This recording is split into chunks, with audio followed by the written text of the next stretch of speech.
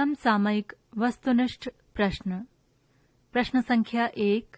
सार्वजनिक क्षेत्र की विमान कंपनी एयर इंडिया को निम्नलिखित में से किस कंपनी ने अक्टूबर 2021 में अधिग्रहण कर लिया गया? विकल्प ए, टाटा समूह की पूर्ण स्वामित्व वाली अनुषंगी कंपनी टेलेक प्राइवेट लिमिटेड द्वारा। विकल्प बी, स्पाइस जेट के प्रमोटर अजय सिंह द्वारा। विकल्प सी, विस्तारा एयरलाइंस द्वारा। विकल्प डी, राकेश झुंझुनवाला द्वारा। सही उत्तर है विकल्प ए, टाटा समूह की पूर्ण स्वामित्व वाली अनुषंगी कंपनी टेलेक प्राइवेट लिमिटेड द्वारा। उत्तर की व्याख्या। टाटा सन्स की पूर्ण स्वामित्व वाली अनुषंगी कंपनी टेलेक प्राइवेट लिमिटेड द्वारा रुपए 18,000 करोड़ में सार्वजनिक क्षेत्र की विमान कंपनी एयर इंडिया का अधिग्रहण कर लिया गया। सरकार ने 25 अक्टूबर 2021 को टाटा सन्स के साथ शेयर खरीद समझौते पर हस्ताक्षर कर दिए। इसके साथ ही टेलेक को एयर इंडिया की 100% हिस्सेदारी, एआई एक्सप्रेस में 100% हिस्सेदारी तथा एयर इंडिया सेट्स में 50% हिस्सेदारी मिलेगी।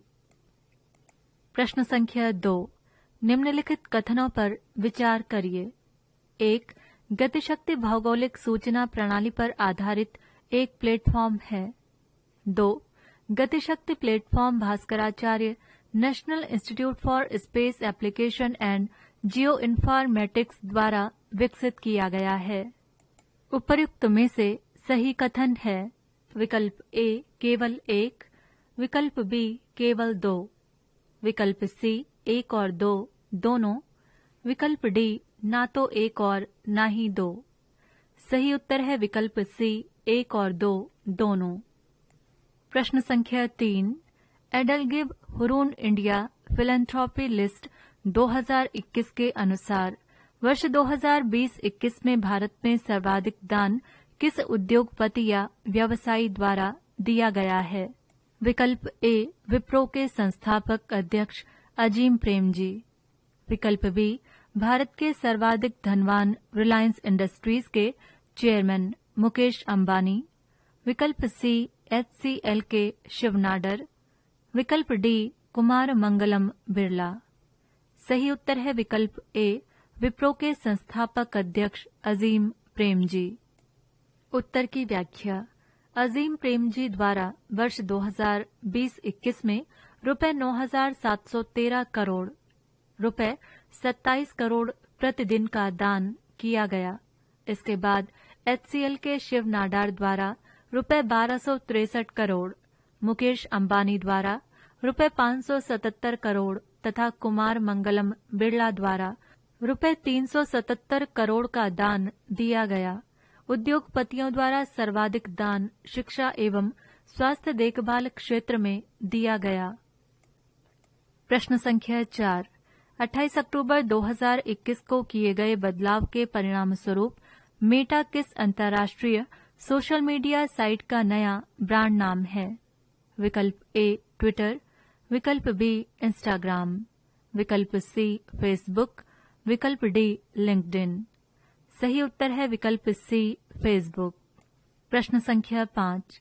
वित्तीय वर्ष 2020-21 के लिए कर्मचारी भविष्य निधि संगठन द्वारा परिचालित भविष्य निधि पर ब्याज दर सरकार द्वारा कितनी निर्धारित की गई है? विकल्प ए, 8.6%। विकल्प बी, 8.5%। विकल्प सी, 8.4%। विकल्प डी, 8%। सही उत्तर है विकल्प बी, 8.5%। प्रश्न संख्या 6। प्रधानमंत्री नरेंद्र मोदी द्वारा 1 अक्टूबर 2021 को लॉन्च किए गए स्वच्छ भारत मिशन शहरी 2.0 एवं अमृत 2.0 में भारत के शहरों को किससे मुक्त बनाए रखने का लक्ष्य निर्धारित किया गया है? 1. कचरा मुक्त। 2. जल सुरक्षित। 3. प्रदूषण मुक्त। सही कूट है। विकल्प ए, केवल 1। विकल्प बी, केवल 2 और 3। विकल्प सी, केवल 3। विकल्प डी, 1, 2 और 3 सभी। सही उत्तर है विकल्प डी 1, 2 और 3 सभी। प्रश्न संख्या 7, भारतीय रिजर्व बैंक के विनियामकीय सैंडबॉक्स में निम्न में से कौन सा समूह शामिल है? 1, खुदरा भुगतान, 2, सीमा पार भुगतान, 3, सूक्ष्म लघु एवं मझोले उद्यमों को ऋण, 4, वित्तीय घोटालों की रोकथाम और समाप्त करना। सही कूट है विकल्प ए केवल 1 और 2, विकल्प बी केवल 1 और 3, विकल्प सी 1, 2, 3 और 4 सभी, विकल्प डी केवल 2 और 3। सही उत्तर है विकल्प सी 1, 2, 3 और 4 सभी। उत्तर की व्याख्या। भारतीय रिजर्व बैंक विनियामकीय सैंडबॉक्स में अब तक 3 समूह शामिल थे: खुदरा भुगतान, सीमा पार भुगतान और एमएसएमई लैंडिंग। 8 अक्टूबर 2021 को घोषित मौद्रिक नीति पुनरीक्षा में वित्तीय घोटालों की रोकथाम एवं समाप्ति नामक चौथा समूह भी जोड़ दिया गया है। प्रश्न संख्या 8, निम्नलिखित कथनों पर विचार करिए। 1, तत्काल भुगतान सेवा अर्थात आईएमपीएस के अंतर्गत विभिन्न माध्यमों से 24x7 घंटों घरेलू स्तर पर तत्काल निधियों का हस्तांतरण किया जाता है। 2, आईएमपीएस की पूर्व की लेन देन सीमा को रुपए 2 लाख से बढ़ाकर रुपए 5 लाख कर दिया गया। सही कूट है विकल्प ए केवल 1, विकल्प बी केवल 2, विकल्प सी 1 और 2 दोनों, विकल्प डी ना तो 1 और ना ही 2। सही उत्तर है विकल्प सी 1 और 2 दोनों।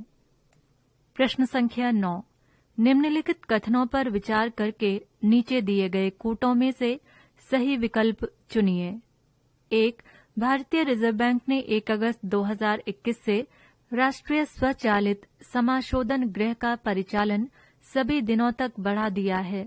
2, NACH एक थोक भुगतान प्रणाली है जिसका प्रयोग लाभांश, ब्याज एवं पेंशन आदि का भुगतान सभी पक्षों को एक साथ किए जाने के लिए किया जाता है। 3, NACH प्रणाली आधार भुगतान सेतु अर्थात APB के माध्यम से वित्तीय समावेशन को बढ़ाने में सहयोग करती है। सही कूट है विकल्प ए केवल 1, विकल्प बी केवल 2 और 3, विकल्प सी केवल 3, विकल्प डी 1, 2 और 3 सभी। सही उत्तर है विकल्प डी 1, 2 और 3 सभी। प्रश्न संख्या 10, मौद्रिक नीति समिति द्वारा 6-7 अक्टूबर 2021 को की गई मौद्रिक नीति समीक्षा के बारे में निम्नलिखित में से कौन सा कथन सही नहीं है?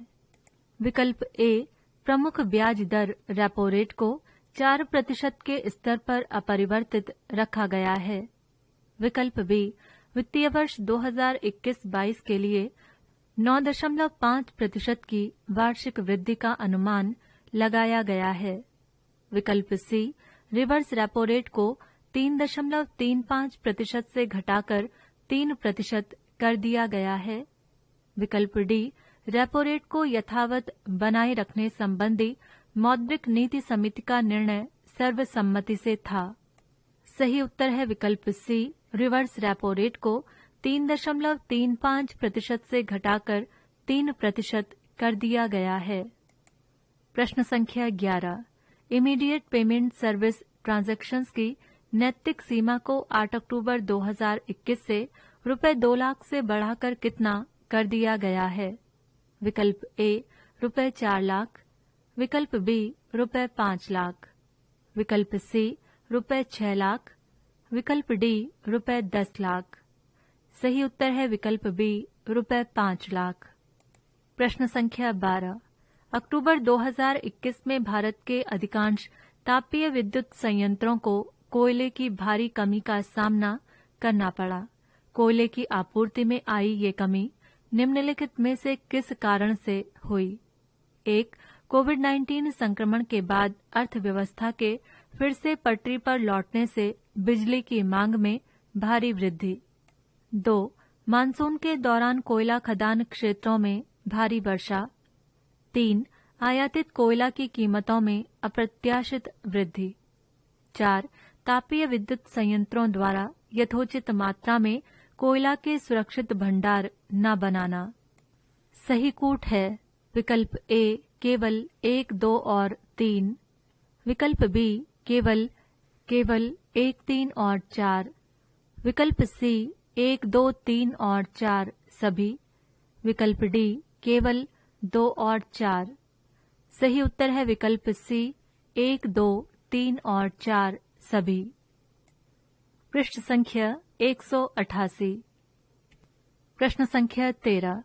निम्नलिखित में से कौन सा भारत का क्रिप्टो यूनिकॉर्न है? 1.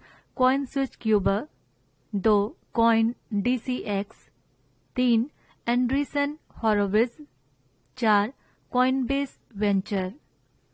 सही कूट है विकल्प ए केवल 1 और 2, विकल्प बी केवल 1, 2 और 3, विकल्प सी केवल 3 और 4, विकल्प डी 1, 2 और 4। सही उत्तर है विकल्प ए केवल 1 और 2। प्रश्न संख्या 14। भारत सरकार द्वारा लिए गए एक निर्णयानुसार अगले 5 वर्षों में भारत में कितने PM मित्र पार्क स्थापित किए जाएंगे? विकल्प ए 4, विकल्प बी 5, विकल्प सी 6, विकल्प डी 7। सही उत्तर है विकल्प डी 7। उत्तर की व्याख्या। संघीय मंत्रिमंडल ने 6 अक्टूबर 2021 को रुपए 4,445 करोड़ के परिव्यय से 5 वर्ष में 7 mega integrated textile region and apparel park स्थापित किए जाने को अनुमति प्रदान कर दी। प्रश्न संख्या 15। दूर संचार क्षेत्र में स्वचालित मार्ग से विदेशी प्रत्यक्ष निवेश की सीमा कितनी कर दी गई है?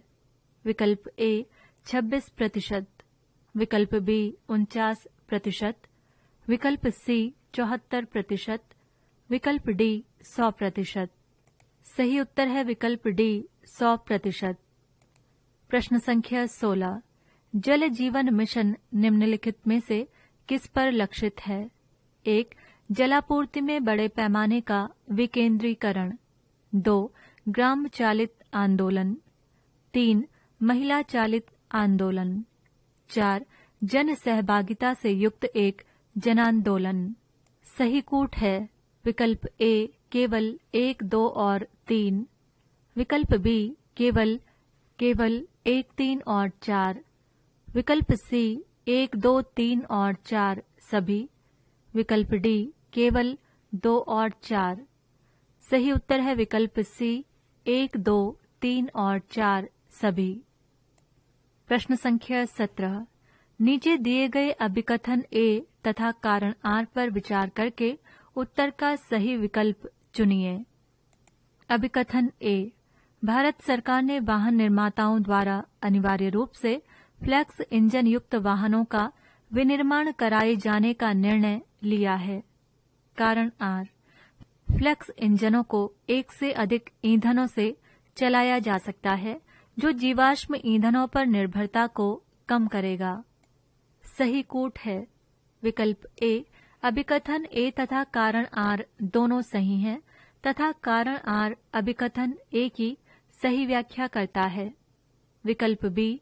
अभिकथन ए तथा कारण आर दोनों सही हैं लेकिन कारण आर अभिकथन ए की सही व्याख्या नहीं करता है।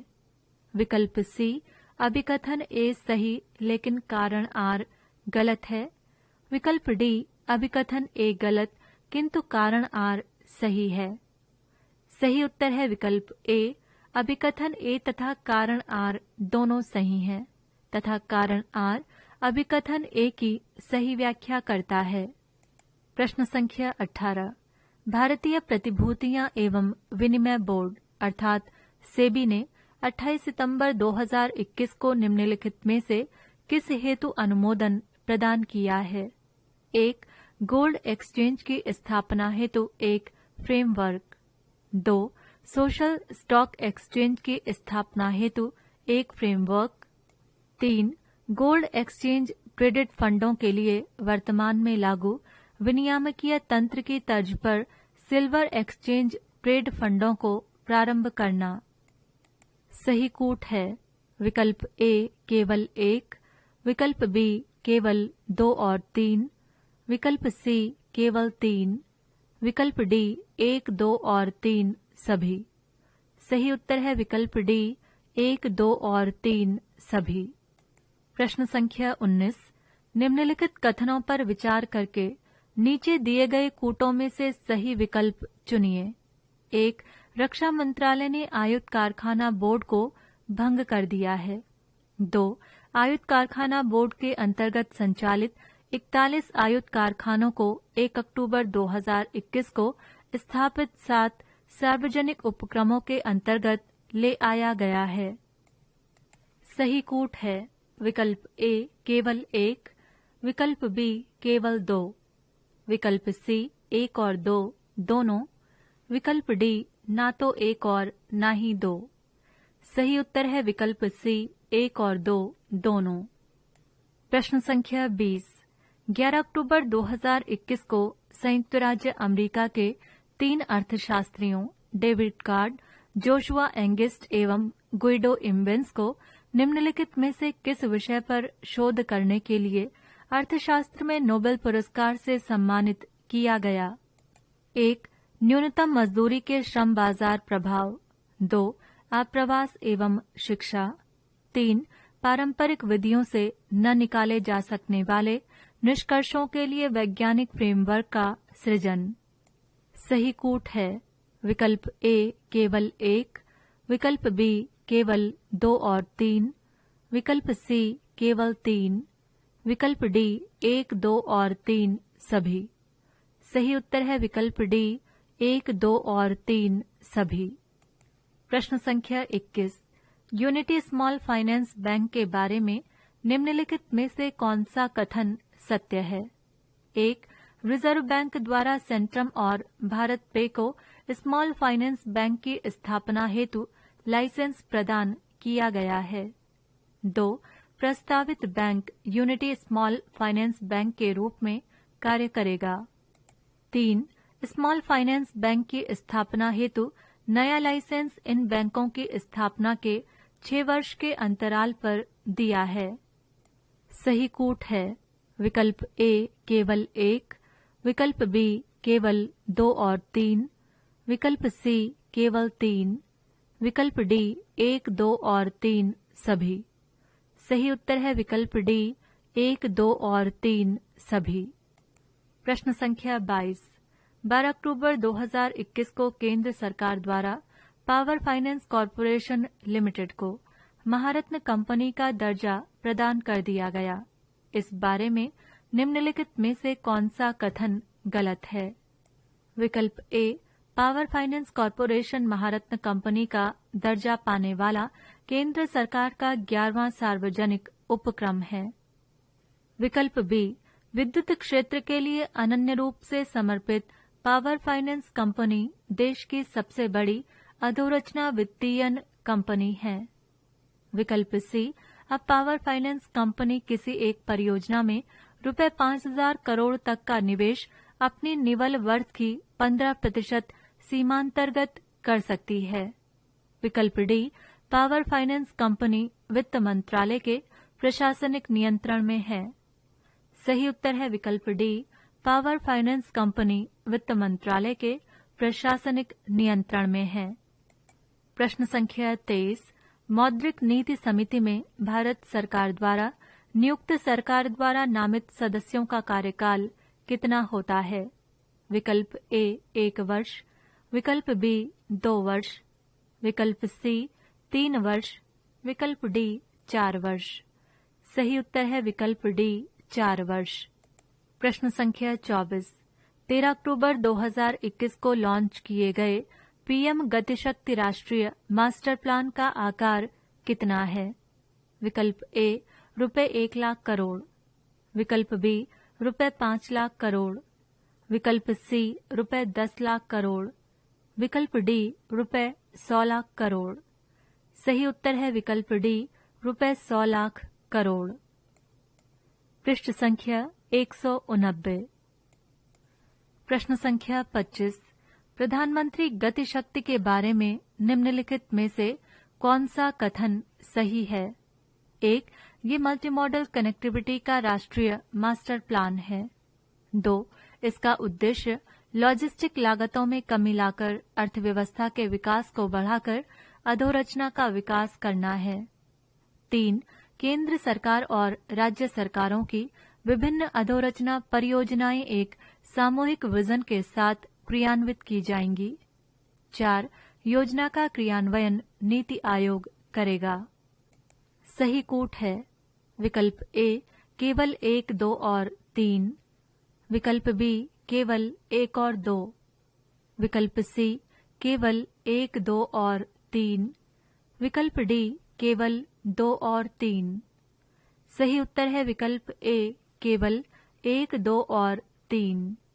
प्रश्न संख्या 26 वैश्विक भुखमरी सूचकांक 2021 के बारे में निम्नलिखित में से कौन सा कथन सही है?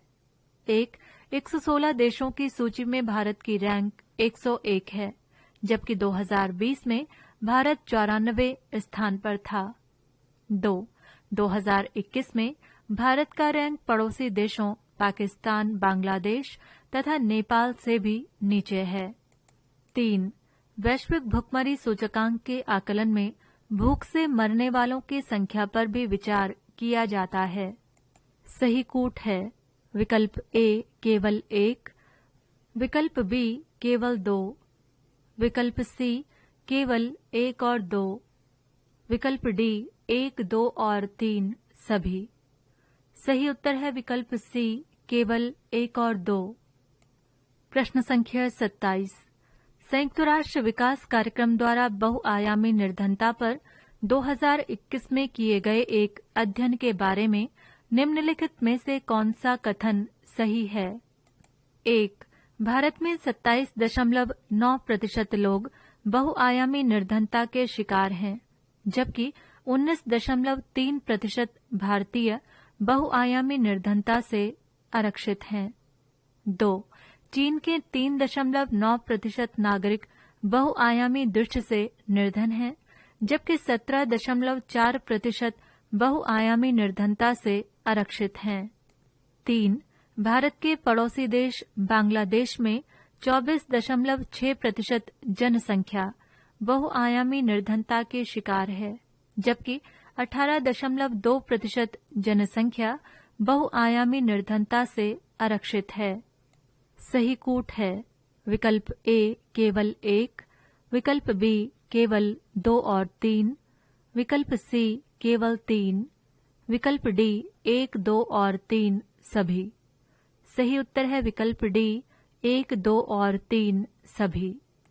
प्रश्न संख्या 28 अंतर्राष्ट्रीय बौद्धिक संपदा सूचकांक 2020 में भारत का रैंक कौन सा है? विकल्प ए 40वां, विकल्प बी 41वां, विकल्प सी 42वां, विकल्प डी 43वां। सही उत्तर है विकल्प ए 40वां। प्रश्न संख्या 29 वैश्विक नवाचार सूचकांक 2021 के बारे में निम्नलिखित में से कौन सा कथन सही नहीं है? विकल्प ए इस सूचकांक में भारत 46वें स्थान पर है, विकल्प बी इस सूचकांक में संयुक्त राज्य अमेरिका पहले स्थान पर है, विकल्प सी वैश्विक नवाचार सूचकांक की रचना 81 सूचकों के आधार पर 132 देशों के लिए की गई है, विकल्प डी इस सूचकांक में शीर्ष 5 स्थानों पर स्विट्जरलैंड, स्वीडन, संयुक्त राज्य अमेरिका, यूके एवं दक्षिण कोरिया हैं। सही उत्तर है विकल्प बी इस सूचकांक में संयुक्त राज्य अमेरिका पहले स्थान पर है। प्रश्न संख्या 30 एक सूर्य, एक विश्व, एक ग्रिड परियोजना किसके द्वारा प्रारंभ की गई? विकल्प ए अंतर्राष्ट्रीय सौर गठबंधन, विकल्प बी संयुक्त राष्ट्र पर्यावरण कार्यक्रम, विकल्प सी नवीन एवं नवीकरणीय ऊर्जा मंत्रालय भारत सरकार, विकल्प डी विद्युत मंत्रालय भारत सरकार। सही उत्तर है विकल्प ए अंतर्राष्ट्रीय सौर गठबंधन। पृष्ठ संख्या 190।